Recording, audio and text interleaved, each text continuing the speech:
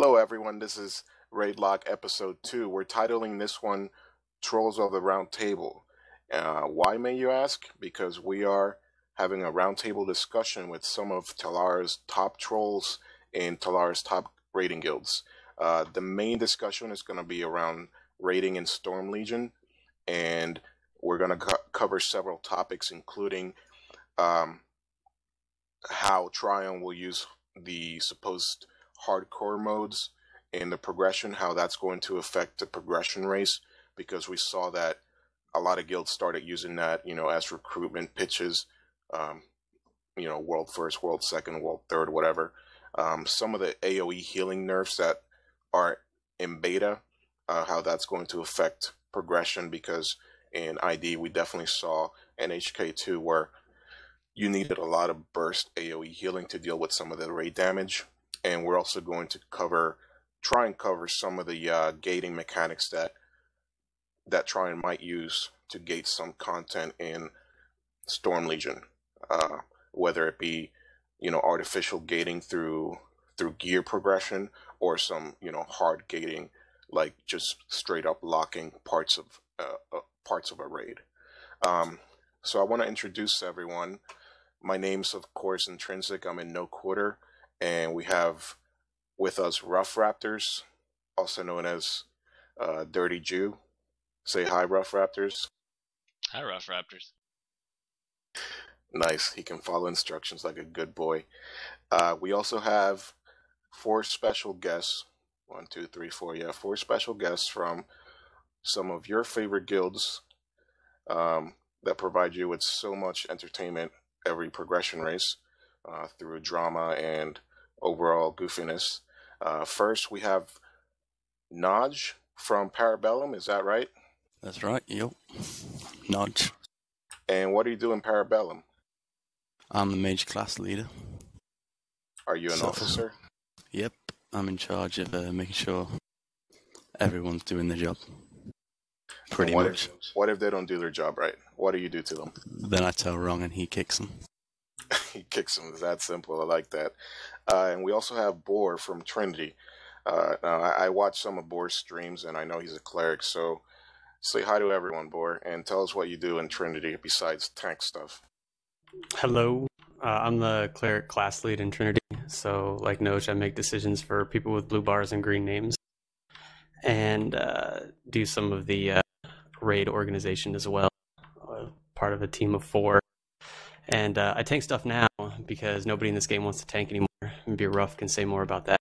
But prior to that, I did a lot of healing and some DPS. Very nice. And we have an infamous Mr. Mustache, epic mustache guy, or also known as Qarlsberg from Special Olympics. Say hi to everyone. Hello everyone. Now, what do you do in Special Olympics? Well, seeing how Storm Legion, we're gonna start to stack clerics and rogues. I'm probably gonna be the bench warmer, and that's pretty much my job at the moment. Make that bench nice and warm for your fellow warriors. Yeah. Well, my mustache keeps me warm every time. I was about to say, I don't think he's gonna be very cold with that mustache. Do you have only one mustache, or do you have another mustache somewhere where we can't see? Yeah, it's trimmed and nice down there. Oh, nice. That's going to keep you warm everywhere. Yes. And our 4th special guest, but not last, is Yobi. I would say his whole name, but I'd probably fuck it up. And he's from Rift Runners. He's the current guild leader. Can you say, hi to everyone and how you came about being guild leader, and what do you do there? How do you treat your raiders? Yeah, hello everyone, and thank you Instinct for inviting me here. It's I have to say it's the first time I'm on a live stream, so yay to you. Okay, so I'm the current guild leader. Changes happen in guilds, in all guilds, including ours. I've been in this guild for about a year. I've worked hard for this guild. I was previously in Birds to Win, if you remember that guild name. Of course. yeah.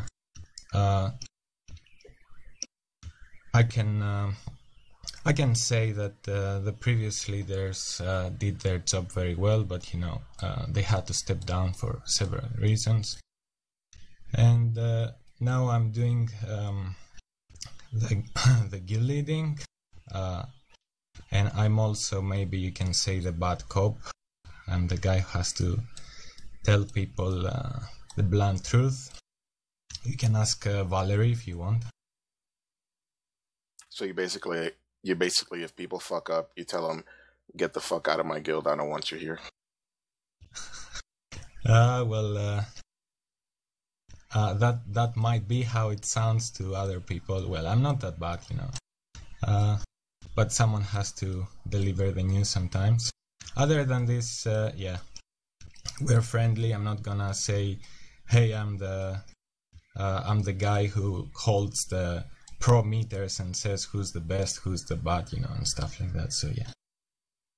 So instead of rolling with an iron fist, you roll with like a nice soft hug, and then you whisper in their ear that they're gonna get bashed.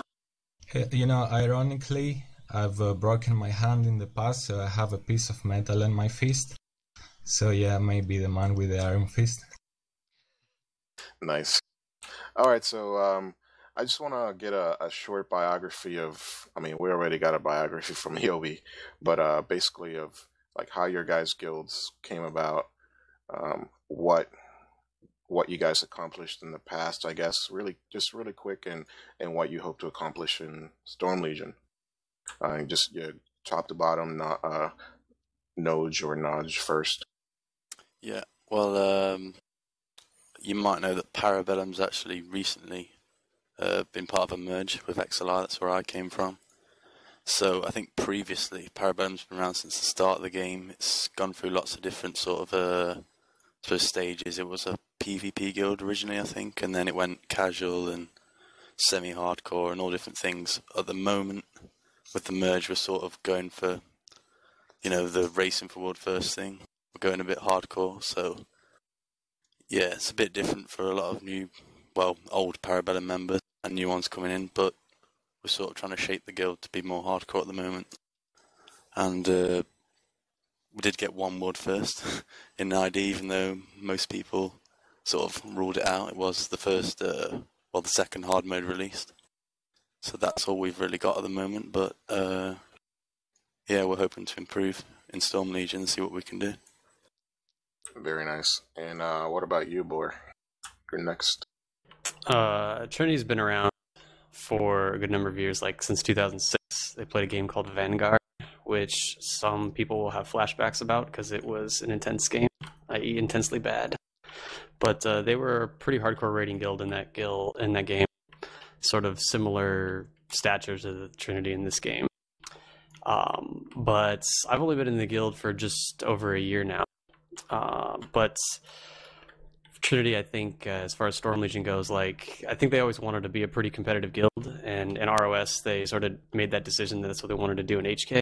And then in HK there was, lots of guilds didn't make it through HK, and so they improved their standing though. They did better in HK than they did in ROS, and then it was really I don't know, maybe around the time I joined the guild, coincidence, I think not. They started to get more hardcore and really push. So they went from I think they killed Achilleos after Breaking Bad, so they were behind Breaking Bad's come that. But then they worked pretty hard to go to 5th HK Conqueror, and then in ID they wanted to do better, and so we had a bunch of top 3 kills going into ID, and then we were in top 4 for Mailforge and Lathis, and then same stature for ID Conk. So, Trinity's just sort of steadily moving up, and I think that's what we want to do in Storm Legion. So we're going to compete for world firsts and see what we can do there, but we expect to be in the top 3. That's our expectation for ourselves anyway. Yeah, you always got to compete for world first. If not, why even raid, whether you get it or not, at least you tried, and you can never be satisfied with getting second or third. You always got to go for first. And Qarlsberg from Special Olympics, what's up, my man? You tell me your story. Well, my story is that I joined, just before ID progression, pretty much, so I wasn't there for the HK. I know that Special Olympics come from some old fucking merge before HK got released.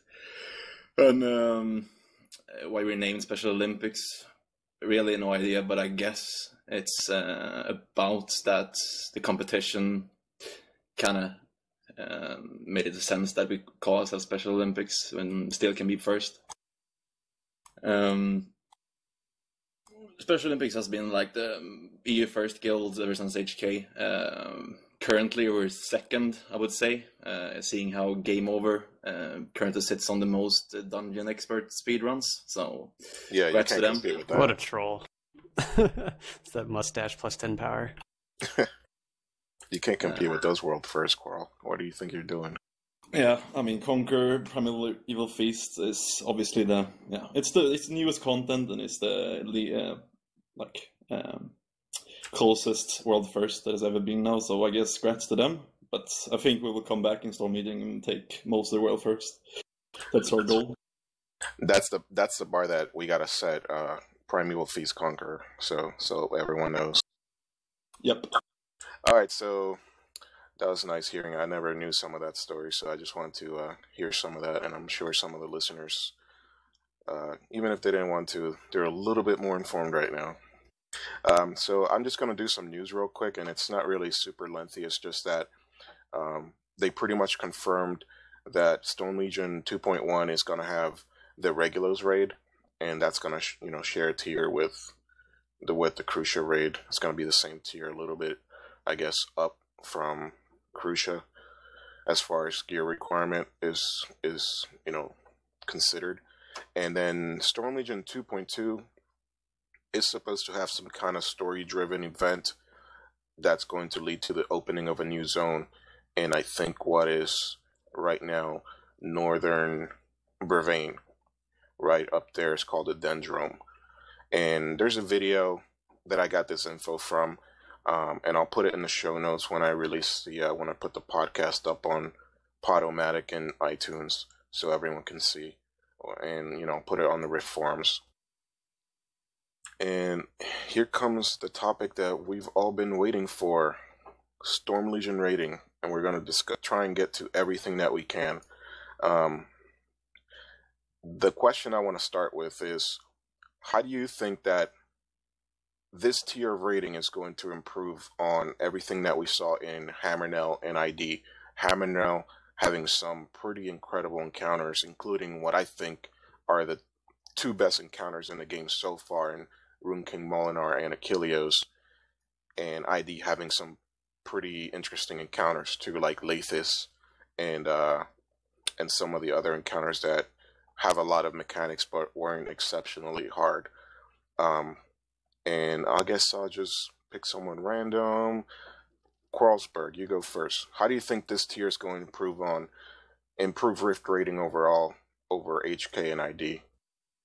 And anyone can jump in if you it's not going to be by order. You can just jump in if you have just be courteous. Don't interrupt each other. Well, I mean, if you're talking about the first tier, I guess you're talking about the Crucia raid. I don't think it's going to be that hard once you get the gear. Competing for the world first and everything is going to be hard just because you have to grind the gear, but I guess we'll touch more on that later. Well, seeing how we haven't really seen anything yet, it's hard to say if it's going to be improved or not, but I'm more like, I want to know more about the hard modes and shit before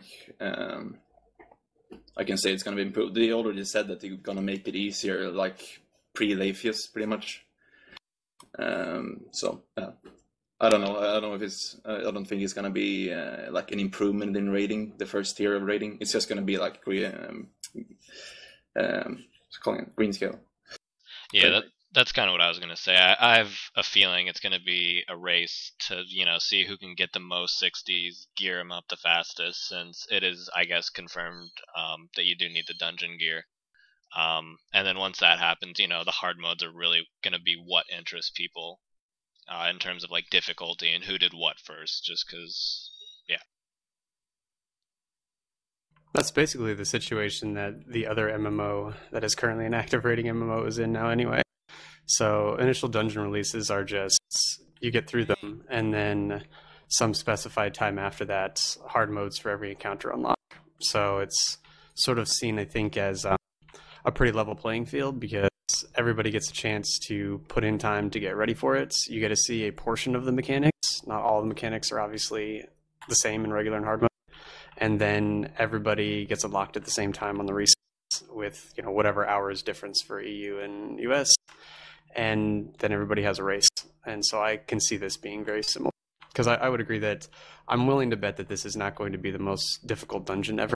And so when you start to see like first kills across all shards, you know, you get 10 kills within an hour of each other, it's basically an indication that the raid got rolled. So I expect something like that to happen in the first dungeon or first raid. Now, do you think that this is like the future of Rift raiding? Like they're just gonna have normal modes to get everyone, you know, especially with a new expansion or something, they're just gonna have everyone get settled, you know, nice and slow into the new gear, the new specs, the new way of playing your character, and then later tiers. You cut out, but I'll finish that or answer that, I suppose. My guess is that you know, this one is easier just because they're probably getting so many returning players. They want to make it a little bit more player friendly to the new people, so they don't have to learn quite as much. I mean, the gear reset is obviously a big factor in that. Maybe, you know, later on they'll make it harder, as in like HK when it was released, you know, maybe towards the end of ID, since the beginning of ID was pretty easy. Yeah, I mean, the difficulty could change, it could not change, and they could just make the hard modes really fucking hard. At the moment, it's pretty much all up to speculation, because no one really knows what but them. I remember actually that developer Decoy said they were intending to do this raid not more difficult or the same as difficult as ID, because they wanted to attract more players in Rift.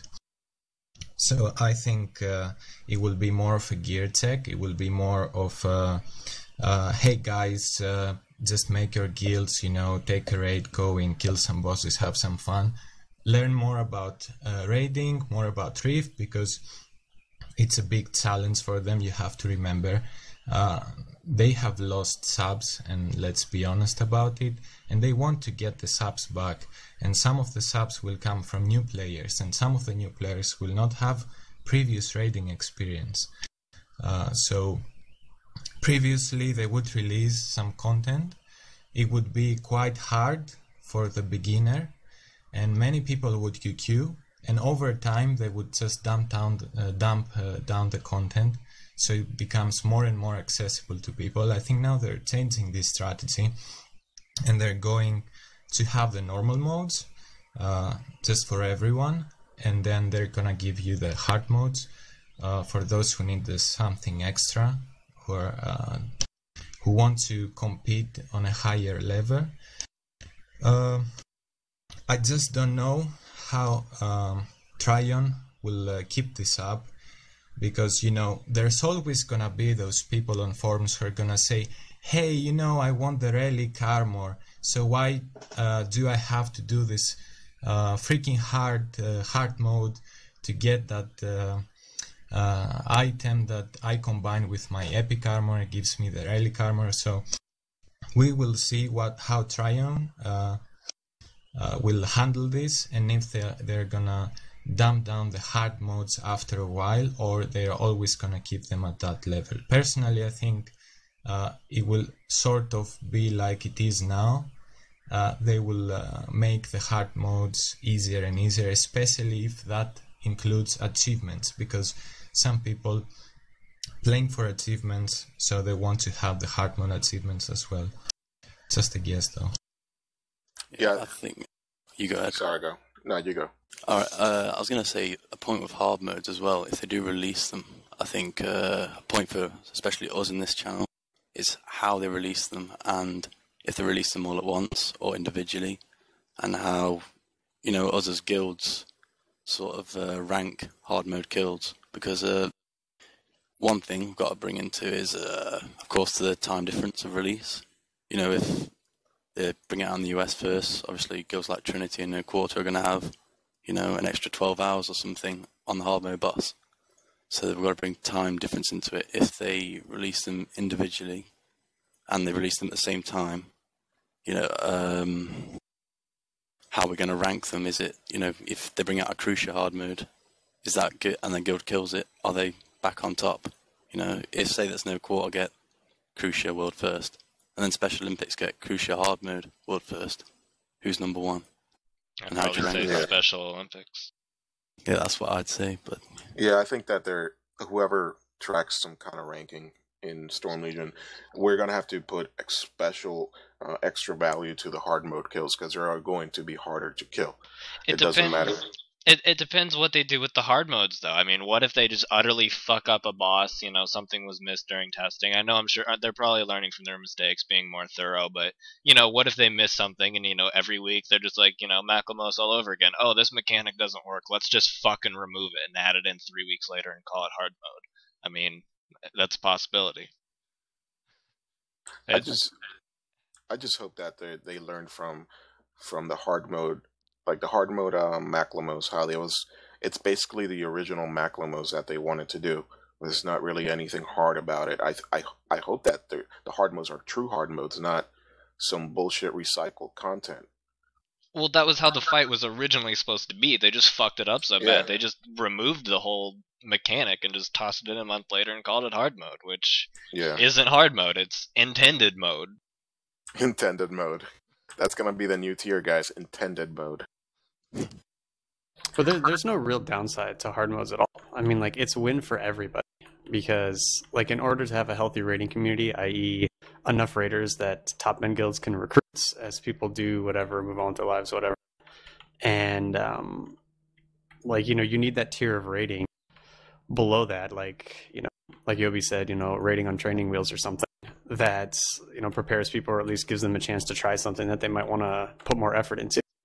And if there is if there's a gradient in the difficulty of raids, there will be a gradient in the player base, which means more subs, which means more money for development. And for, higher end guilds that just want the challenge, it's perfect because devs can spend less development time on a boss that's already existing and making it, finding ways to make it intentionally difficult. So, to avoid intended mode, to make it intentionally difficult. And then, hardcore players get their competition grounds and, there's no, QQing over, testing or what access people had because everyone gets the normal mode access. And then hard modes come out and people get a platform actually to compete on. And then, like you guys pointed out, I mean, then ranking becomes much easier. It's like, you just have a ranking based on hard modes and nothing else. Yeah. Yeah, I mean, if they intend to keep the difficulty in line with what they've said, I expect not many people are going to care about normal modes, especially the first raid. Maybe Regulos might matter a bit more because that'll be once people have already settled into level 60, but I definitely just think that the first tier Crucia is just going to be kind of fucked. I mean, we don't care about it, but other people might. I mean, that's the point too, is like, I'd be fine with devs spending time on something that, 80% of the population cares about, if that enables me to have a well-supplied and both in, recruiting players and development time supplied hard modes, I'd definitely be fine with that. Yeah, because the people experiencing raiding period right now in Rift is way too small. I mean, that one guy that made that thread on the Rift forums about the guilds that had killed Melforge, if we go by the theoretical numbers, you're looking at less than half of the 0.5% of the population actually killed Melforge. That's depressingly low. Well, and the thing to add in though isn't that actually fairly normal as a statistic for the last boss of an instance to only have that's about normal 1% for or very less? hard bosses. That's normal for very, very hard bosses. Well, in relation to its population. You can consider I Lathus remember- the cock block before that, though. The bad guild still can't get past Lathus, if you haven't noticed. Yeah, It's Lathus. Yeah, but you also have to think from Trion's perspective that they've put so much work into developing some content, and they they do want everyone to have at least a glance from it, you know. They don't want to have like 95% of the total player base never see Melfords, never experience this fight. I know that maybe for, you know, players of hardcore guilds and whatever, they don't really care if someone doesn't see content, but you can see it's not only about subs, in my opinion. It's also about Tryon wanted to create that thing they're always talking about in Mention. They want people to have a reason to come back. They want people to see all the content. So they say, look, the lore tells me about Melfords, I saw Melfords, you know? Yeah, and I mean, I think that's what's interesting too about like the nerfs they roll out. I mean, most of the complaints about nerfs come from guilds that are on the cusp of killing a boss. Most people that have had those bosses dead for a while really don't care. And I mean, I think that's like a necessary step. They obviously have to do that. And it's just as long as they balance that with the understanding that, you know, for hard modes and things like that and raid releases in the beginning, it's equally important to make sure that there's like a gradient and skill required to beat the boss so that guilds can separate themselves by success or failure on those bosses. Yeah, I mean, and the point I was trying to make before is that in relation to the population in that other MMO that has a good rating population, you're talking about the hardest of the hardest bosses get, you know, like 10%, not even 10%, but I would say about 5% of the population gets to kill that boss. And I'm talking recently hard mode Ragnaros, where like 1% of the population killed the boss when he was really hard before any of those, you know, global buffs, like those damage buffs and you know, the buffs that they do to the whole raid, like it's 5% one week, 10% the next week, 15% the following week.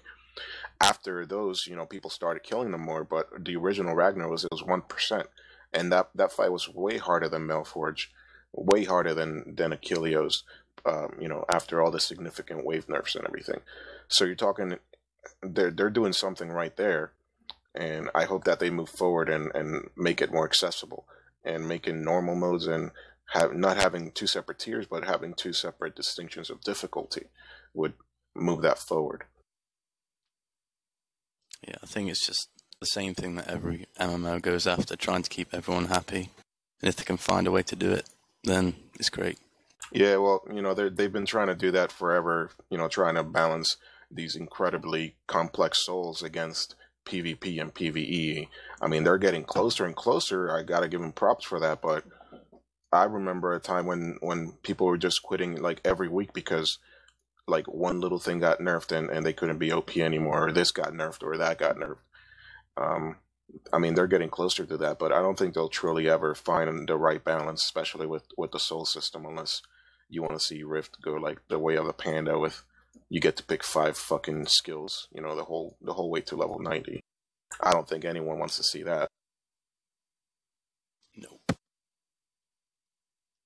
And what about you mean there can be balance with Atreus developing the warrior? Oops, I said it. Yeah. Well, yeah, like I posted a picture, like the warriors are like up and down, up and down, up and down. I just, like, there was a point in time where I was making a new spec like every other day. It's ridiculous. LOL tank, we have one spec. I won Rice and Waterfall back. We had that spec for like 6-7 months. So Qarlsberg, what do you think? People in chat are bitching that you're not saying anything. Well, about hard modes and shit. Yeah. Yeah, well, the only thing I can see how they would make it fair to everyone when they release hard modes is that they release a hard mode to every encounter in that dungeon at the same time, and you have to kill it in that specific order. And they need to be obviously hard for them to be called hard modes. I mean, Conclave hard mode. It was the easiest way to do it. Yeah. Yeah. What do you, kind of on topic, but moving on to another one, what do you guys think hard mode should drop? Do you think it should be like a sliver? It's just another RNG piece of shit way to do things? The hard mode, you know, drops a token to upgrade something. You know, like, what do you intend or expect for the hard modes to actually give you? I can tell you what Tryon actually has made it, because it's up on the beta and they actually showed it. It's relic upgrades, so your relic armor will be upgraded through hard modes and killing Crucia and Regulus. It says it on the mark. Oh, okay. So that's the actual thing is gonna drop. I was not aware. Are we of that. sure that it doesn't drop items as well, though? Well, Like more I than have one no drop, idea. I guess. That's what I'm No curious idea. about. Well, I don't think they've killed like any hard modes. I don't know. I mean, I don't think they can even say that. So Yeah. I you know what I always wanted for hard modes to drop? I wanted them to drop things that make your armor look different than regular mode armor. That was one big thing when I was raiding in WoW, was that when you got the armor for the when you got the armor from raiding it, you look different than the regular people, and that was a way to distinguish yourself. And let's not lie, everyone raids partly for the gear. You all want to become more powerful, and that's something I personally wanted. I mean, it's not the right thing, but it's just something I wanted. all you need is a rainbow. It's Yeah, actually that- pretty. Sorry. That's It's the actually. best- Okay, go on. Okay, that's the best thing they did, is that you can now wear cloth and leather even if you're war, so in wardrobes. Oops. What were you gonna say, Yobi? Yeah, it's a good idea, the one you just said. Probably they're also gonna do those things many people expect, like add something for dimensions, maybe guild dimensions. I don't know. So many things they can you can bring on the table, but we're gonna see. I think no one really cares about what those bosses are gonna drop. Most people just wanna kill the hard mode, get the achievement, you know. Yeah, but it's a good idea to have something that drops from those that you can differentiate yourself from the rest of the population. Because I mean, we're in hardcore raiding guilds. We have somewhat of egos compared to the other raiders, to the regular raiders. You just want that extra thing. I mean, you don't get gear and stand on top of the steps at Sanctum. Granted, RoughRaptors has the biggest ego of any raider I've ever met, but I know there's other people in other servers and other guilds that do that kind of stuff.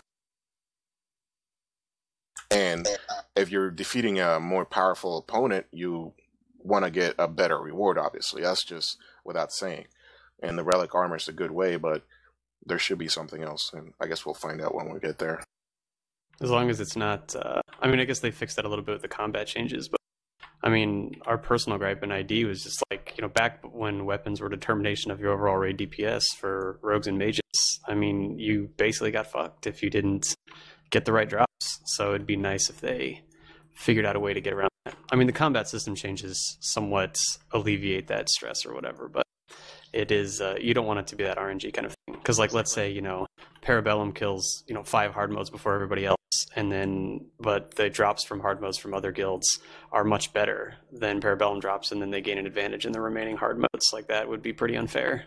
Yeah, that's one reason, you know, why I'm really hoping they might readjust their loot system. You know, just for an example, I think we've killed Mailforge 23 times now. This week was the first time we ever got a shield.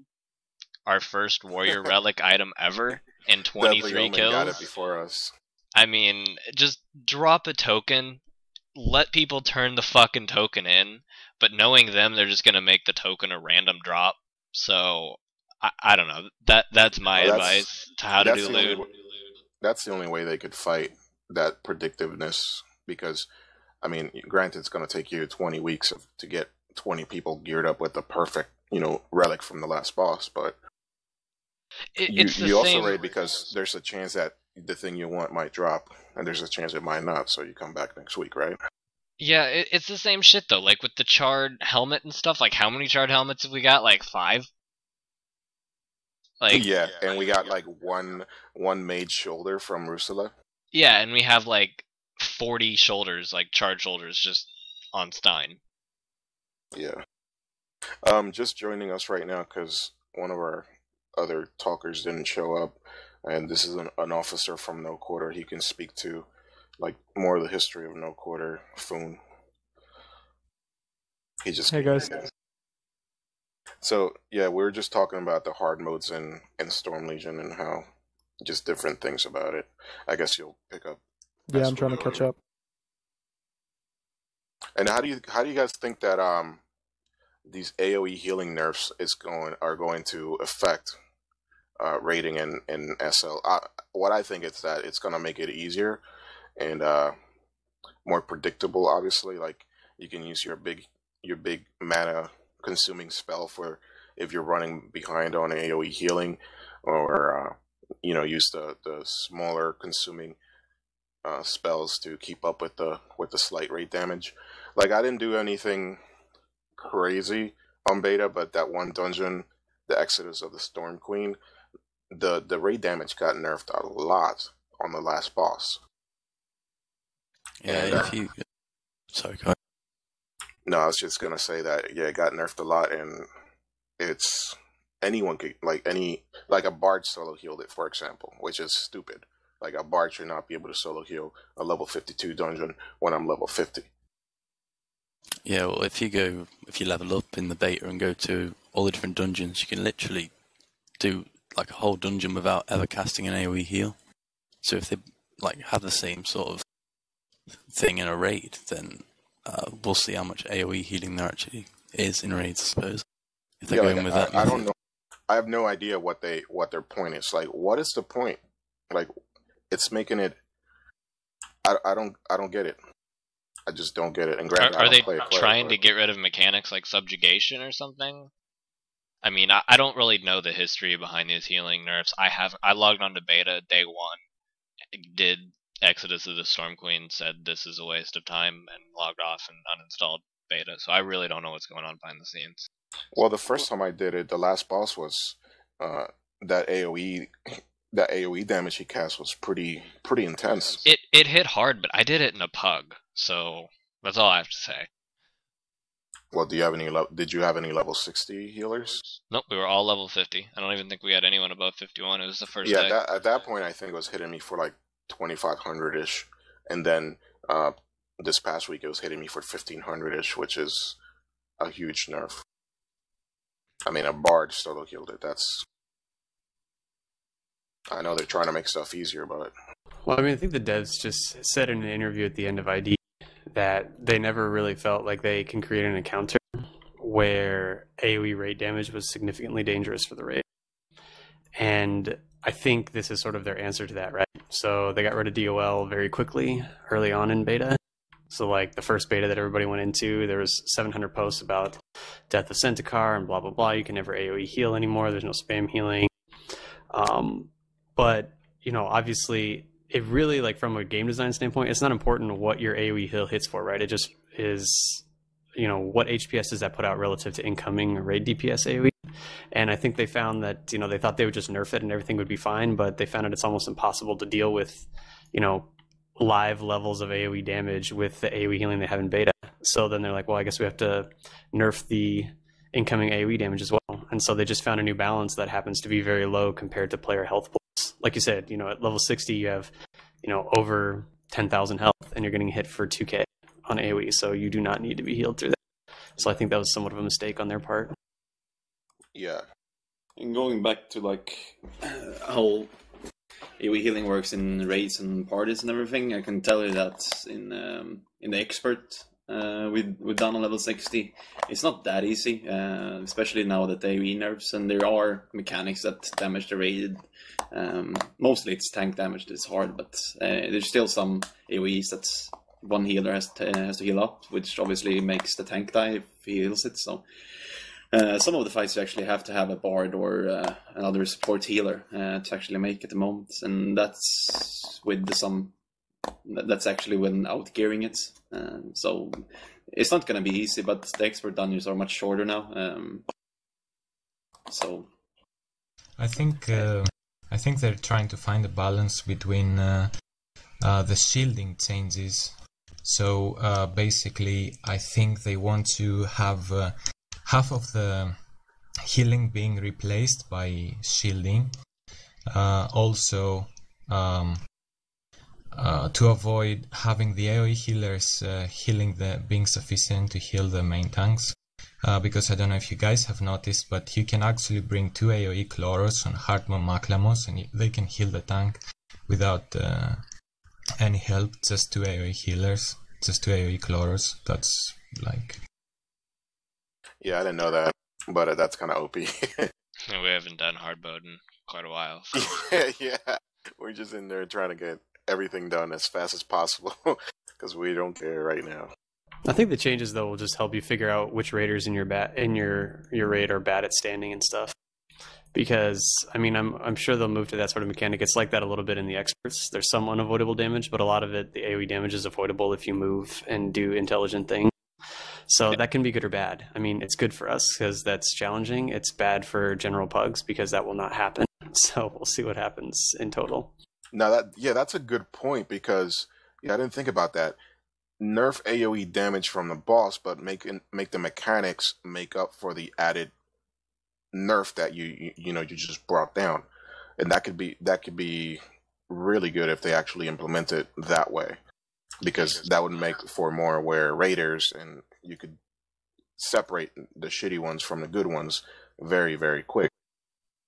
Well, it's like Qarlsberg said. I mean, the level 60 experts don't mess around. Like, they are definitely far more difficult than any of the experts on live, and they have shades of experts at the beginning of this game, if Really, anyone that's remembers exciting. that. So, I mean, it's not like, it's, oh my God, 10 hours to clear kind of thing, but, it's challenging, which is good. And I think that the AoE nerfs will surprise people and, make them play a little bit more actively than they were before. So like Yobi was saying, you can usually just chloro spam your way through things, and that's, more of a challenge in these experts. So hopefully that continues. Yeah, I mean, experts pretty much could use a cleric tank to heal the raid before, just use some cooldowns to heal yourself. Wasn't really that hard. You can even do master modes with a cabbie car, and yeah. Mm-hmm. Yeah, I'm sure that eventually we'll get to the point where we're going into these dungeons, over-geared as hell, roided out, and we'll be able to do that again, but I'm kind of glad that we won't be able to do that at level 60 for the experts. Let's just hope that too many people don't bitch and go, wah, Trion, this is too fucking hard because I don't have, full relic gear and people to carry me through it, and then they just give in and nerf it like they already did. People were doing that for the regular T2s back before they nerfed them, but they were going to nerf them anyways, and people, they did not buckle under the pressure too soon. Like, they did it at the exact time where they needed to nerf T2s. Because I remember people bitching about it, like literally the first time they went into it, and I mean it took them quite a while before they they brought the hammer down. But they're going to do that too. Don't kid yourself. They're going to nerf stuff. Like that's just how it goes. Their nerf schedule on ID was really good though. I mean, I don't know, maybe you guys disagree, but like the nerf timing on ID was pretty good. And I was in 2 guilds before I came to No Quarter that ended up breaking up, and I can tell you right now that encounters being too hard did not go into account when these guilds broke up at all. It had nothing to do with encounter difficulty. So I think it was pretty good. I mean, they left Lathis pretty much untouched for quite a while, which I was pretty happy about. I think everyone in every guild in this podcast, right, killed Lathis after the only nerf, which was the sort of semi-impossible at the time 9-minute achievement, right? Yeah, or 9-minute enrage, right? So, I mean, the killable nerf goes down, and then maybe 7 guilds kill it, and then that gets nerfed, and then it gets open to a wider rating population. So, if you have a small number of guilds that kill it with the first nerf, and then double that number kill it with the second, and so on and so forth, then I think you're on a good schedule. Yeah, you really saw some guilds that were the good guilds and the bad guilds come out, and I mean you saw even some new guilds that I'd never heard about before, be up there top 20, top 30. I'm just the only thing that disappointed me in ID was how anticlimactic Melforge was. It's a long fight, but it was never really a challenge. It wasn't even really that long when you compare it to Achilles, only half the duration. Yeah. Achilles is just demoralizing though. A 19-minute fight basically, and if you wipe in minute 17, well, like that's punishing beyond. That's what happened to Breaking Bad's. We got a 2% wipe and then couldn't raid for 4 more days and lost 3 ranks because of it, and because it was such a long fight. So I think they're trying to, avoid 20-minute fights, which is not a bad idea on their part. I can't really disagree with that. Yeah. 5 attempts and then, raid's over, guys, is not a very good boss. Yeah. Now, I don't know, like Trinity or SO, have you guys actually done the 10-man that was in open beta this past? Yeah, I've done it. What do you guys think about it? How many mustaches out of 5 do you give it? I give it a 4. It was kind of, some of the bosses in there was kind of fun, but I mean, it's definitely harder than most of the other 10-mans I've done before. But that could just be because it was kind of new, and I found Primeval Feast was really easy. Didn't really do the Gilded Prophecy and Round Halls when they were like released, so don't know. But yeah, it was a decent. I mean, I would probably, I would definitely agree. Like, I would say that it, difficulty-wise, it's not going to be super hard, but mechanics-wise and the way they've laid things out, like, I think the 10 of us that did it when we killed it basically said that was some of the last 2 bosses were some of the most fun we've had in this game in quite some time. So, I mean, it was relatively easy to understand, but just the implementation of the mechanics was just fun to play, and I think that's something a lot of people will enjoy. So it's like by far and away the best 10-man in the game right now. Well, in the open beta game. And I think it'll be somewhat pug friendly after a while, but I think people will really like it. Now, what kind of bosses were in there? Because I didn't have a chance to go in there, but. Well, did they do a live stream of this 10-man? Or I mean, it was accessible in open beta, right? If you zoned in. Yeah, I mean, it was in the email. That's how I know it was open. But it was accessible, so yeah. Okay. Oh, it was. Yeah, I mean, there's 4 bosses in there, and some you've seen before, and some you haven't. So, Joltharin is in there. Cyril is in there. And then I'm not a big lore junkie, so like maybe I'll get a bunch of like Feyblight hate tells right now. But I don't think we know much about the first boss and the last boss. I don't know. I don't really read the lore. I click those quests quickly. Did you say the first boss was Joltharin? No, Joltharin is the 3rd boss. Oh, okay. Because I was gonna say, isn't he the guy talking to like the final boss or like Jornaru? Or yeah, he's in Charmer's Caldera. He's in Charmer. And then Cyril is in there, and you fight them. And I think some of the mechanics are pretty new. I think it's a good training wheels, right? And I think there are a couple new things that so they implemented a couple new mechanics. Like, I'm not going to give spoiler alerts for guilds that want to figure it out for themselves. But the thing I like about it is it's a good demonstration of some of the mechanics that Tryon has in their locker now and can implement in new ways, new ways moving forward. And it's like, the fights are pretty dynamic. There's movement in a good bit of them, and it's not all tank and spank. There's some of that, but it's I think people like those new mechanics. This I guess this isn't a bad time to say that since you brought up mechanics. I asked for questions earlier, and I got one good one. Morcius asked, "What are some mechanics you guys would never want to see again?" And then I thought to add in what were some of your favorite mechanics that you wouldn't really mind for them to bring back in, if you think that's might make a decent discussion, since we've already gone over most of the topics. Well, there's gonna be at least one fight with waves. Like, that's trying. There will be waves. There's gonna be at least one fight with waves. No, wait, they're gonna be Crucia tornadoes. Crucia tornadoes and waves. Yep, that's a given. Like, you can already write up a guide about Crucia. Any input? Feedback, I'd say. I don't want to see feedback as a mage. Oh, feedback. Drives me mad.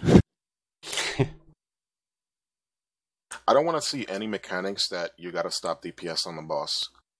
Well, talking about the waves, I mean, you mentioned Joltharin, and we can basically, bring it out of CC and say that there is the same mechanics. I mean, they did it with Conclave. It's basically the same mechanics, just increased for raid difficulty. That there are a style of waves where there is a linear path coming towards you, and it's basically just rewashed mechanics, just increased for difficulty of raids, 10-mans, and 20s. I found them. We did get a 10-man group in there for the open beta weekend because we don't have that many testers. And I found that most of the mechanics in the 10-man were broken, and I don't think it's totally fixed. I don't know if they're broken or if it's just really easy. But I think when ROTP was released, that Siljan had a check that most guilds wouldn't beat. I didn't see anything in this 10-man that would even resemble that. I think the release timing is different though, right? Because ROTP came out post-Hammer now, so it was intended to be more difficult than that. So I think this one with the release, I mean, I would definitely agree that it is not going to be very difficult for people. But at least like, with Jolt Theron mechanics and things like that, at least you can interact with it now rather than it just be a passive thing you have to get out of the way of. So I think that is something that they should take into account. Like, you can choose to interact with certain mechanics and they're not just passive things that you either have to avoid or spam heal through or whatever. At least I'd rather have that than, there's some sort of passive mechanic. I want to get rid of a tank health debuff stacking things, like, you lose 10% of your health or whatever, because to me that's just a really lazy way to up the DPS requirement for the raid, right? You have to have 2 tanks because one eventually will die and there's nothing you can do about it. That seems like a very lazy mechanic to me. Yeah, I mean, I know tank swaps are a pretty essential mechanic, but I'm just getting sick of tank swaps. They're so simple. Make it something special.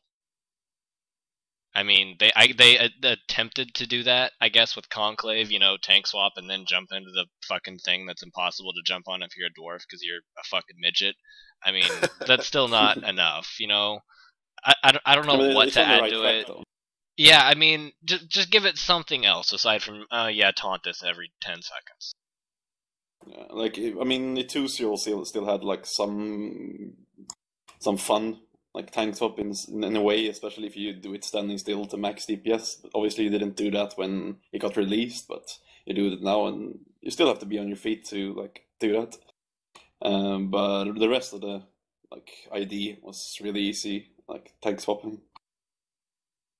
I mean, what do you suggest that they do to make tank swapping more interesting? Because I really don't have that many suggestions. I don't really know what could make a tank swap that interesting, to be honest. I mean, maybe some weird mechanic where you need a tank swap or a boss, might teleport you to a void of some sort, and you have to do some sort of a solo mechanic to get out, and then tank swap with the other tank before he gets put into the void. Something like that. I don't know, just an idea. They just have to put choice into it, like interaction with it. So, I mean, like on Mailforge, you have to tank swap because if you don't, you will die. And it's the same thing with the tank health debuff. But, if you're tanking one boss, like say there's a 2-boss fight, if you're tanking one boss and you get a stacking buff from that boss that gives you increased damage on the other boss, it's advantageous to tank swap because you can do more damage. And for a world first kill, I mean, you're talking 80,000 damage makes the difference between wiping or not. So at least there's some sort of way to interact with the tank swap that's passive. You get to choose when to do it, and doing so, begets the raid some advantage rather than just you have to do this or you're gonna die. So I think I'd rather see things like that. Yeah, I wouldn't be like, I would really like it. Like if you had a stacking debuff on you that gave a buff to the raid. The more debuffs you had on the tank, the more DPS the raid could do. So it's more like, how much can this guy handle? That'd be pretty cool, actually. I like yeah, that. And then again, you get a choice for it, right? So if you can heal through it, then fine. You can increase your DPS, and it's some balance that your raid gets to choose. Yeah, it's actually a pretty good idea there. I like that. That'd be an interesting boss. Adam, are you listening? To be fair, I think they'll start from the classic mechanics, but I have a feeling they'll move towards the click the button mechanics like Crucilla or Lethis Phase 3. It depends on how that's implemented. That could be good or bad. I don't know. Dreadshot, poor implementation. Lethis, poor implementation. I can't really think of anything with the temporary ability bar that had that great of an implementation, to be honest, but I'm sure they can work in something. One mechanic that I really, really liked in Hammer now was, call me whatever you want, but keeping the health really tight together between the two mobs in Rune King Molinar when it was 4%. I don't know if it was less than 4% ever, but keeping that health together within that percentage was really, really entertaining and fun for progression too at the same time, and it pretty difficult. Yeah, So, you always have to you have to have control over DPS, which you don't really have to have on any other fight. Like you DPS it that much, and you have to balance it between the raids, and you have to make sure that everyone performs in like a balance, quite balanced as well every time.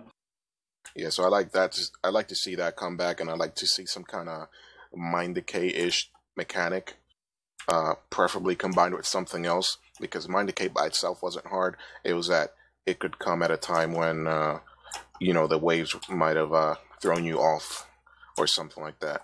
So that was interesting. That was pretty fun. I mean, I played melee, and most of the stacking was in melee, granted, but I thought that was pretty fun, especially when I did the fight as a cleric later on.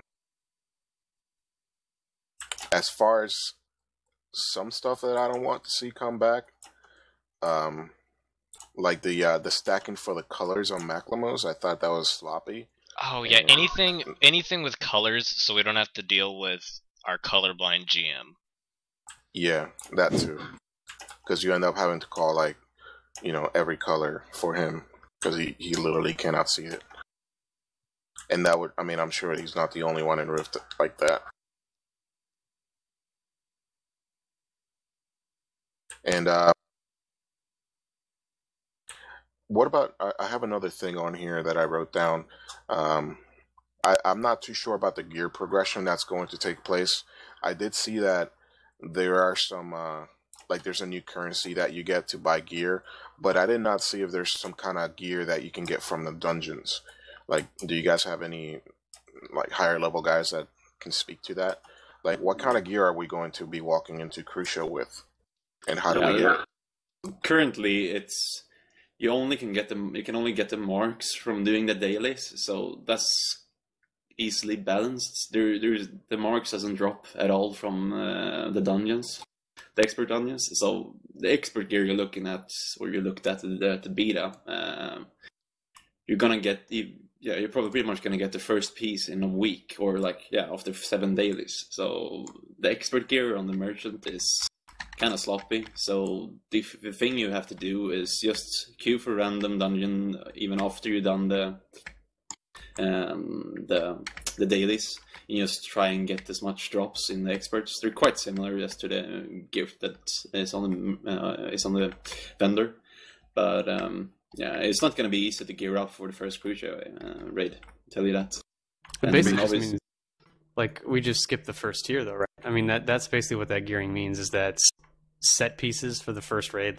You'll probably see all the bosses in the first raid die with barely half the raid having a 4-piece from the new dungeon, or from the expert dungeon.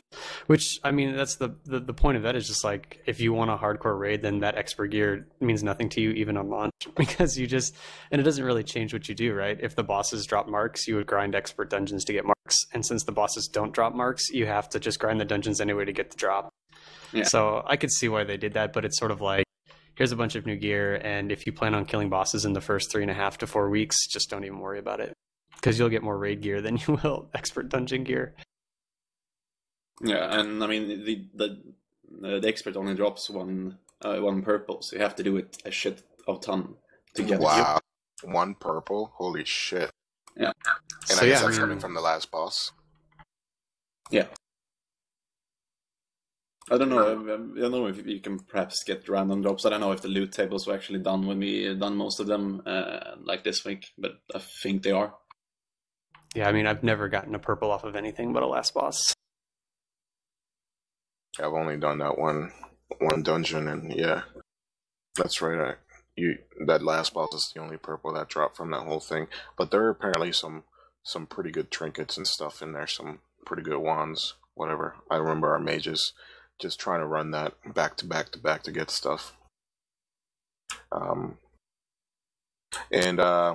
what do you guys think about gating? Do you think that any of these raids are going to be hard gated, straight up having a time that things are going to unlock?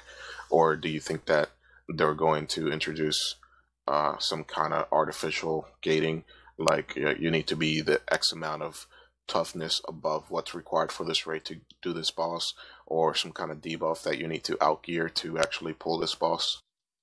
I think both the raids are far too small to have any kind of gating, to be honest. I think Adam said there was 4 in Crucia and 5 in Regulus. You can't really gate that. Maybe Regulus, because it's, not the next tier, but it's supposed to be a bit harder, but you can't gate 4 or 5 bosses. Yeah. I don't see how you can do it. Unless Gating in ID didn't work anyway. No, it was just fail. I mean, Firewing dead first lockouts, Earthwing dead first lockout, Lathis unlocked before people could even kill it. I mean, or Mailforge unlocked before people could even get to it. So the gating just straight up didn't work. Yeah, I don't know what they did. I don't know what their their point was, but it definitely didn't work, and I hope to learn from it because I hated the gating. Like, it killed more guilds than it helped create or save or anything like that. That came specifically from the gating. I think hard gating was basically unfinished content. I mean, just looking at Aklimos, that wasn't finished. Yeah, I think they just put the gating there so we cannot. They buy themselves sometimes so they can finish some encounters or at least try to, but it doesn't really work. It was a bad experience. I think if there is gonna be gating, it's gonna be just based on the gear and the difficulty. Maybe some of the bosses might be overpowered. I don't know. Yeah, the first raid doesn't really need any gating because it's just going to be a gear check. Obviously, you're going to have to need better gear for killing Crucia than the first boss. So it's just going to be like artificial gating in that way. Yeah, I like the idea of. I really, really, really like the idea of having the first raid. I mean, even though I wanted it to be more epic than a gear check, yeah, I like the idea of having it just be a gear check and just easing people into this new way of raiding at level 60. Because granted, it's gonna be, people are still not gonna know the top specs. You're gonna have slackers in every guild, and if everything is tuned to where it should be, then it should retain quite a bit of people, and maybe those people will tell other people, and they'll come to Rift and Raid, because honestly, the content in this game is a lot better than other games as far as PvE is concerned, in my opinion. I agree. There were 2 questions I saw. One of them I'll save for the very end, and one more. I'm just kind of curious. He asked, how do you guys feel about there only being 4 bosses in the first instance? Like, do you guys feel that that's too little? It might be cleared in 1 or 2 weeks, and then we're gonna have nothing to do for a couple months, and it's just gonna be really stale again? Or, I mean, how do you think that's gonna work? Do you think hard modes are gonna eliminate that since there's so little bosses? Yeah, well, I'd rather have 4 good bosses than have 8? 8 broken bosses, yeah. Yeah, 8 broken bosses and 8 like quite easy bosses. Like, I don't understand why you have Warboss Drac, but this is a so simple boss. Macklon's like normal mode, easy as fuck as well. So I'd rather have 4 difficult bosses than have 8 rather easy. Like 1 or 2 quite hard. I feel the same way. I'd rather have 4 solid quality bosses, and I mean, I don't know for sure, but I like to think that there's some mini bosses in there too. And let's not forget that we're gonna see the normal modes, and then we're gonna have hardcore modes, and before we even complete that, we're gonna have the Regulos raid right around the corner. That's true. And I think that. Yeah, so I was just gonna say that they might very well release Regulos, maybe a couple weeks after the hard modes are released. I mean, who knows with the timing? Yeah, and I think that with that schedule, if the only thing that I might be scared about is that Tryon might be polishing this content way too much and not be close enough to finishing the next tier. And that's another thing. I mean, we don't even know what we're gonna raid after Regulos. I have no idea. I don't know. Maybe the guys are under NDA. No, but I have zero idea what's going to happen after Regulos. I mean, we're going to have no dragons back on Talara at all. Do you really think we are running out of dragons so quickly? I don't know, but I was actually thinking, like, we're all saying yes, we're gonna kill Regulus and then what? But I was just doing I happened to do the Chronicle of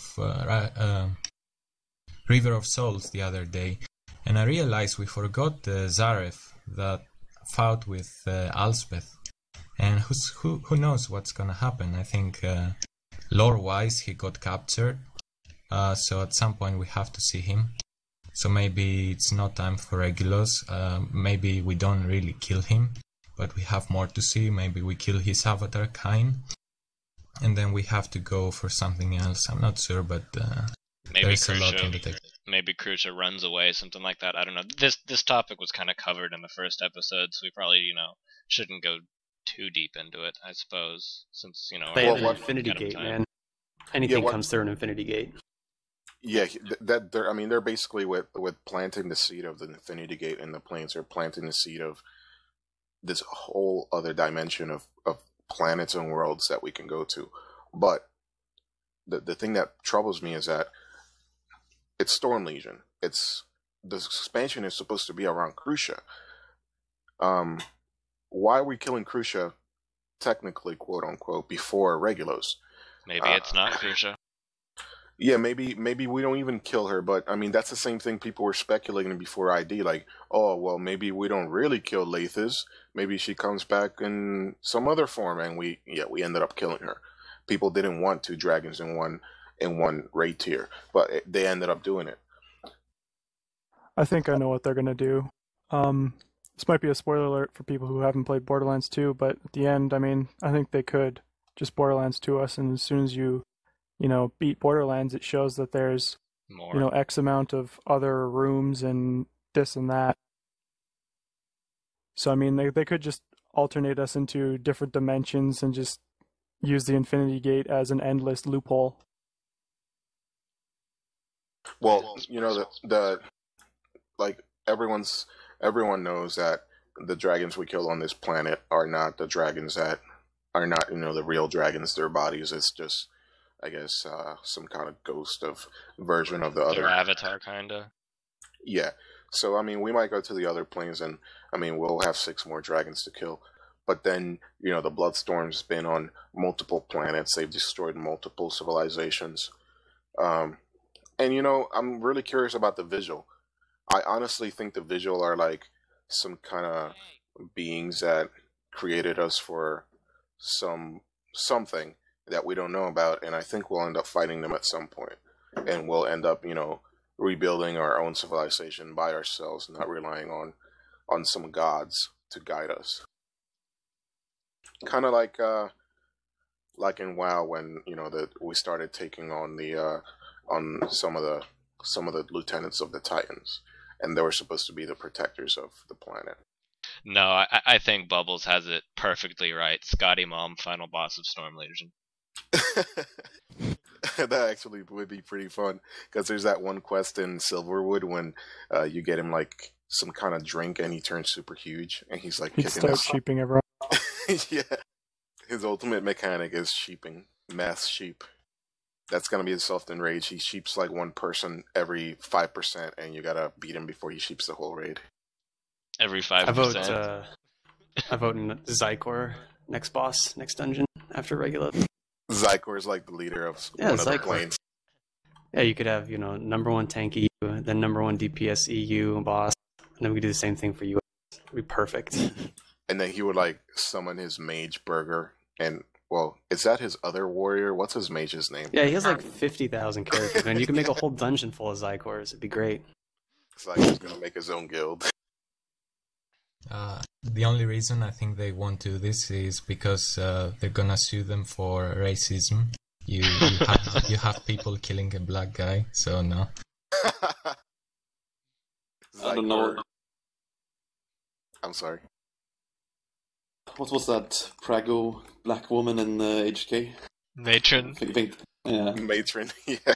Killing a black pregnant woman, I don't know about that though. With big boobies. Yeah. Who had little black kids and we kill them too. Oh my god. Going deeper down the rabbit hole. Yeah.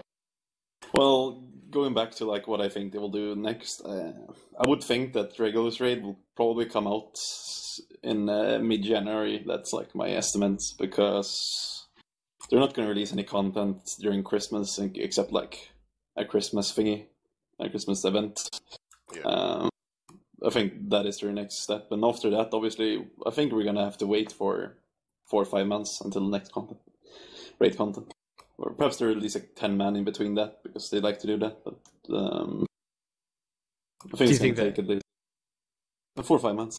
I mean, do you think that next content's going to be hard mode or a new dungeon? Because, you know, Decoy or Adam said on a live stream the other day that, you know, if he has a choice between spending time on new content or old content, he wants to spend it on new. But that's sort of in direct contradiction to the hard mode statement. Yeah, but I think they have the hard mode encounters kind of ready. They know what they want with it, but they want to make it hard. So it's really like they don't want to go through all the logs that everyone is like the top end guilds are doing, and how much DPS can you pull, and so forth, so forth. So they're not going to release. What I think they're going to release it when like. Hard modes are going to be released when they have at least 30 guilds clearing that content, and they have the logs for that, and they like look up what is a hard DPS check, what is a hard like mechanics check, what are these guys dying on, and so forth. Now, do you think that they could design the fight originally as a hard mode, and then just see what people would be at with, you know, the full gear from regular mode, and then just bump up the HP because that's all the DPS would you know, that's all the DPS could block is a DPS check. You could have the mechanics for a hard mode, tune it, take some mechanics out for a regular mode, and then just bump up the HP and stuff for to account for the new DPS. Well, I don't know how they're tuning the bosses now, but if you run around on the beta, you can see that you have a lot of level 60s running around in like test raid gear. It says. So I think they're trying to tune it like they have that you have raid gear on. So it's obviously gonna be not hard mode, but hard mode when you have blues and greens. Slightly over, so slightly overtuned, but killable. Yeah. So it's going to be hard it's going to be hard for those obviously that goes in there in greens and blues, but those who get there in a month or 2 months, which have like the epic gear, because the step in between those isn't that huge. It's like it's mostly like ID to HK from the expert gear to the actual raid gear. So the first tier is going to be hard just gear wise. You can kill it with the least amount of gear. That's like the hard about it. Then they obviously have to make it a hard mode for those around the raid gear.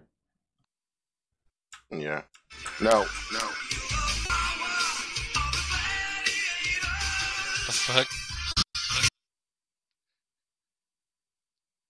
See, this is why I want Merkel in here. But no. Who was that? Some troll from someone who's leaking mumble information, obviously. Alright, I'll just have to cut that part out. Alright, let's, one last thing I want to ask, and this is related to gating. Do you think that, this is going to be, I guess, kind of a Hail Mary pass. Do you think that Trion will do something additional to hard modes where they introduce a super hard boss that you can only, and I'm just going by the logic of Algalon and WoW, how you could only kill him within a certain amount of time after you killed every boss in his hard mode instance, and you needed like a certain key or something to access him. Do you think that's something that the raid community will be interested in, like a super hard boss you can only access for, let's say 1 hour after you kill all the bosses in a raid? It'd be interesting, I'd say that, but I'm not sure the guilds in Rift would really go for that. Obviously, I can't speak for the people, but from experience, I don't know if it'd work. I mean, obviously, then it becomes quite balanced, because then, well, especially when it got released, if it goes like that, because if you, like, for the US, if they're going to release it like they do patches at the moment, and the US will clear the dungeon on Wednesday, and then we'll have the boss only open for 1 hour, and if it don't kill it, then it's the same thing for the Europeans, and you have to wait a week and a week and a week, and you just have to do it. Who kills it the first? Like, I don't know. Yeah, but yeah, I mean, I would personally be interested in something like that. That's just me personally. I don't even know about the whole guild, but I've always wanted to see something like that in Rift. I think with any hard mode they bring, the first thing they've got to sort out is the time difference, release difference between NA and EU, because it's going to cause some problems. Trying to find the right time or ranking system to fit it. Well, the ranking system that was it Voodoo who did that? I mean, they just took into account the time disparity, and I mean that's all that really needs to be taken into account. Well, our content gets released in the middle of the night, and your patches get released pretty much midday, which is not really the same. Do we know why that is? Like, why the Euro thing is delayed anyway? Why is Euro patch day not Wednesday? I have no idea. Yeah, I mean, that's always going to be a something struggle. on Tryon side. Convenience for them. I really don't know if anyone knows but Tryon or someone in the tech department. We just need enough guilds in Rift that are rating that you can have a separate EU North American rating, and then the time disparity goes away. I mean, in WoW, yeah, there's like some competition between EU and North America, but I mean, European guilds pretty much consistently dominate in WoW. And so it's really just a separate ranking system between the two. Like, you'll have a US guild sneak in the top 5 and 10 every now and then, but I mean, it's still basically all the Euros over there for world ranking, and then they just take it North American and EU. But we don't have enough guilds in Rift to do that, right? I mean, so if we don't compete across the pond, then it's not really a competition. Yeah. And the troll that's in chat saying you can get in here whenever. Yeah, I'm sure you can, but it's because we haven't had our mod move us into the officer chat, so have fun while it lasts, because next show is not going to happen like that. I think it was my fault. I DC'd and I forgot that Mumble displayed the message of the day, so that was my bad. Everything's RoughRaptors' fault. Yeah, you're fired. G-Kick incoming is going to be on the stream. You know, that's like one of the top requested things. Do it, Foon, do it. No. Oh, man. Foon doesn't bend to the will of the people. Suck rough. Of course I do. Balls.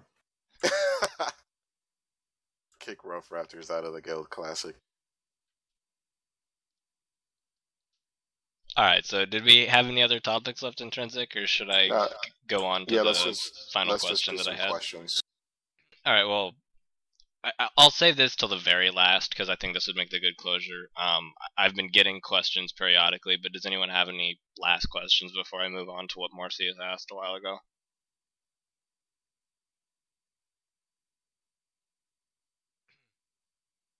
Of course, you always need more blood fee for Grens. For the chat room. Say that again, Intrinsic? No, maybe I should ask for questions in the thread. Possibly, yeah. I've been getting them periodically.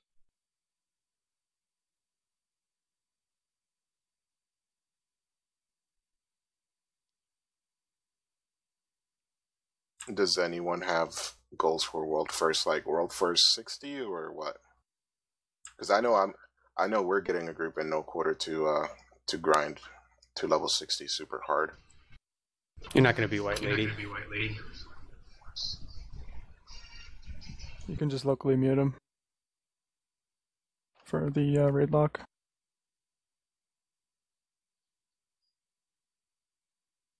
Yeah, I claim White Lady World First All Quest and level 60 achievements. Fortunes. World First Artifacts. World First Dimension Exact Recreation of Meridian. Yeah, that'd be ridiculous. I could see you doing that. We in Lesso is pretty much going to have 20 people going for like fastest level 60, but so I don't think we're going to pick out an individual that we want to like want to get level 60 first because, but Here, I think it's easier to get level 60 in a group than it is alone. So it's gonna be hard to say that, yeah, okay, this guy is gonna be level 60 first. But then again, I haven't leveled in like the last XP nerf did it. you don't have any friends to level with, Q? No. He has his mustache. That's plenty. Yeah, his mustache can't hit his macros though. Yeah. All right. Well, I'm not really Mustache box. seeing any questions, so I figured this might be. Yeah, I'll just next time I'll just ask for questions on this on the risk. Yeah, that's fine. I'll just the thread. I was just gonna end with I'll just read it word for word. With all the coming expansion has to offer, how big of a return do you guys expect to see from former players, and do you think the expansion has enough to keep their interest? I mean, we're already seeing Quan and Barry Sneaks and some other people come back, like that rogue we picked up, Spectre. He had not played in a while. Bubbles' brother came back. I mean, that's 4 or 5 people right there just for our guild, and I can't even imagine. I would guess that number would be doubled, or at least the same for other guilds. At least in NA, I don't know about EU, but I think there's enough content in there especially for the people that trying to shoot for the most, which is a casual player. And that's dimensions. I mean, I see people spending, and hardcore players alike are spending hours and hours and hours modifying that stuff. I think that's enough content to keep people interested, period. Because it's a sandbox environment. You give people the tools and just let them have fun. And then people can have fun with them, with whatever they create. Yeah, I think if they can get the players back, there's no reason why they can't keep them. It's just, I think, Tron have always had a problem with advertising, particularly in Europe, so I just hope they can get the players back. Or new players. I've already seen people from other MMOs, that they came here to test Rift when it first came out and left. I've already seen them come back because we have the tool, like the game has the tools now that they were missing back then, which were tools to make them play the game easier, like instant adventure and looking for group tool that were missing back then. Now people can just jump in for an hour and play and not have to feel like they're just AFK in Sanctum. You're still going to have those players, but you can't complain that there's not enough content in Storm Legion. And for months after that, and I would say just because of dimensions. I wasn't super hype about it, but I went into some of them and I see the potential. And I can tell you right now, that's going to be a huge selling point for Storm Legion.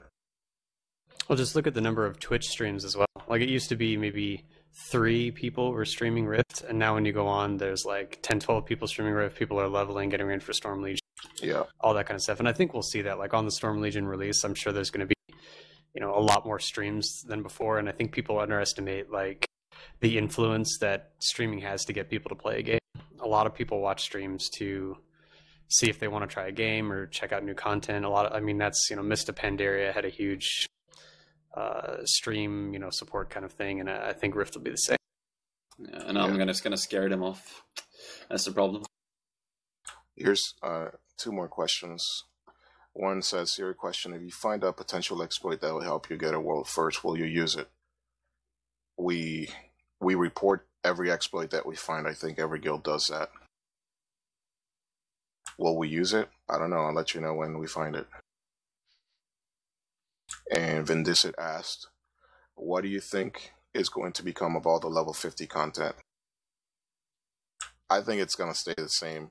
Some stuff might get tuned up for the changes, but I don't think they're going to waste, like Adam said, as far as PvE, he's not going to waste that much time developing, rehashing old content. He's going to spend most of the time getting his team focused on the new content. There's no reason to go back to it. I mean, like, it's like all those people on the forums that are at level 30 and then an expansion comes out and they're like, why isn't there more content for me at level 30? And it's like, well, there is new content. You're just level to 35 and boom, there it is. and then if you want new content at 35, level to 40. So I see no reason why they should like take away or change the content at 50. The only thing that perhaps will change is like when they have time to make more IAs and shit and 1 to level 50. That's probably the only thing they're gonna do for that content. And obviously gonna reuse mechanics from bosses and expert boss dungeon bosses and everything. So like, there's not really any reason to do it again. Ironically, there might be some people who are now asking for the old content to be revamped and placed into Storm Legion, but I'm pretty sure if they did that, those people, or at least some of them, would come back and say, oh my god, that's so cheap from Tryon to just revamp old content, you know, and have us play it again. Yeah. I mean, you see WoW doing it, so, and obviously their game worked out. It still does. But I don't think that Tryon wants to do it. I think they're more lore based than WoW is, in my opinion. I think they're gonna go against doing such things like having having like a Maclamos fight just at level 60 again. Yeah, one thing I wanted to, I think we're going to shoot for world first is world first penis in Dimension. I already claimed that the other day. I'm going to make world first biggest penis. I already said you're the most experienced with small penises, so you can go ahead and make your world first with a small dick. I'll make a giant. I'm going to make the whole dimension a penis, like the biggest dimension I can find. You got to go to school, so you can't even beat me to that world first. No, I can't, sadly. Alright, so do we have anything else anything you guys want to mention, talk about, shout outs, whatever? Nothing I can think of, unless, you know, someone else has something. No, not really. You guys should all watch the Mads and Bads leveling stream. And of course, all the other streamers here. But you should watch ours first. Or just watch them all at the same time. Yeah, well, dude, if you get that. If you want to see all the world first, it's obviously my stream you're going to look at. But like I said, I'm going to be on the bench mostly, so I don't know. I'll tell you what, Q. I'll put yours as the chat cover on my stream, so they can watch both of them at the same time.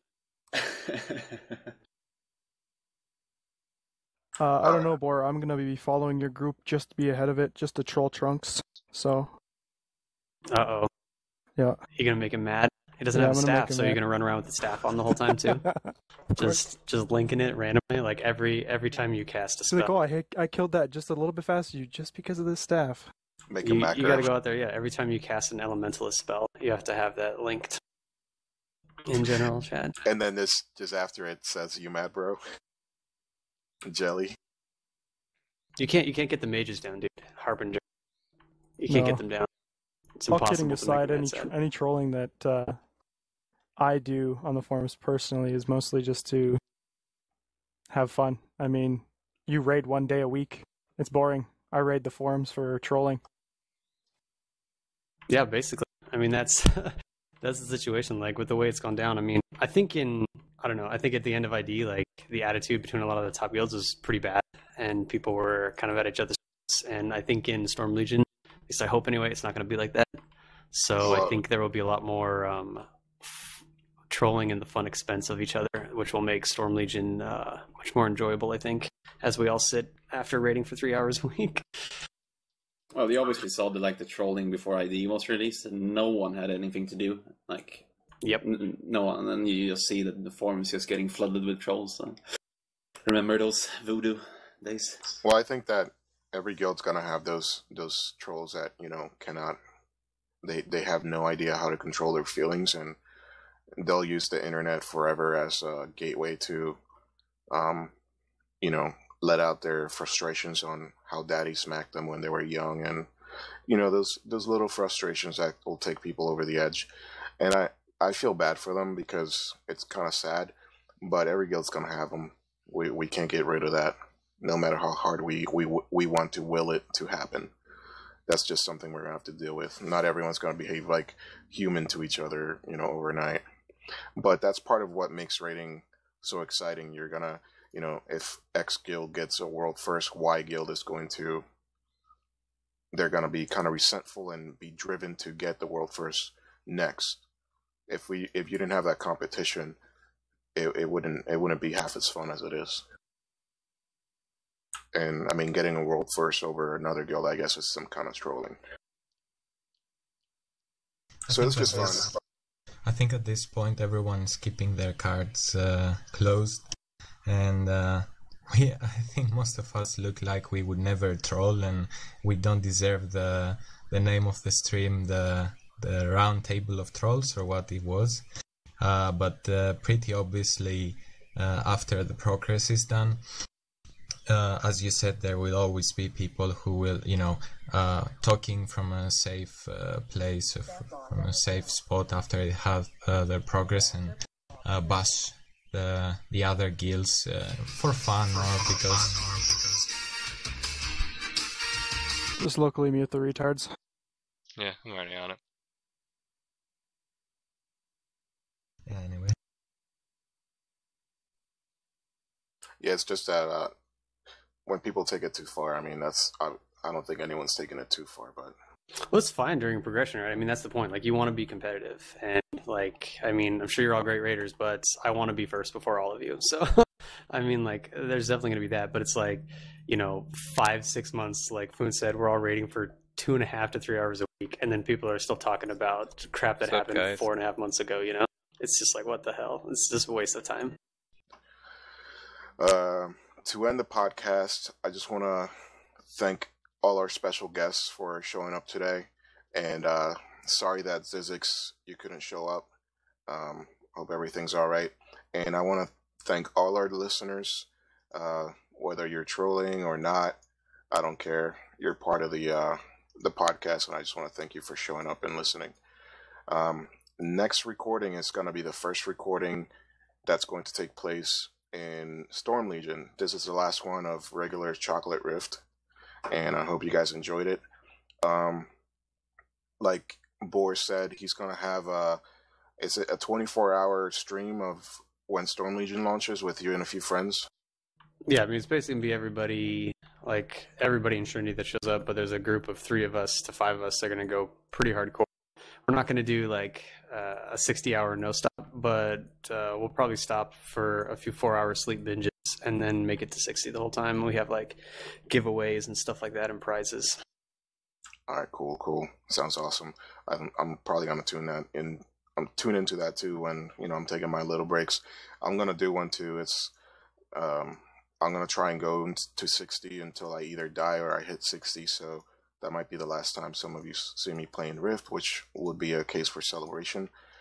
I don't know if anyone else is doing anything, but yeah, just go to the Rift forums and I'll post something when I get this edited about the final, the cleaned up version, and I'll post information about the next one and what it's going to be about. But until then, everyone, good luck in Storm Legion, and see you guys in 2 weeks.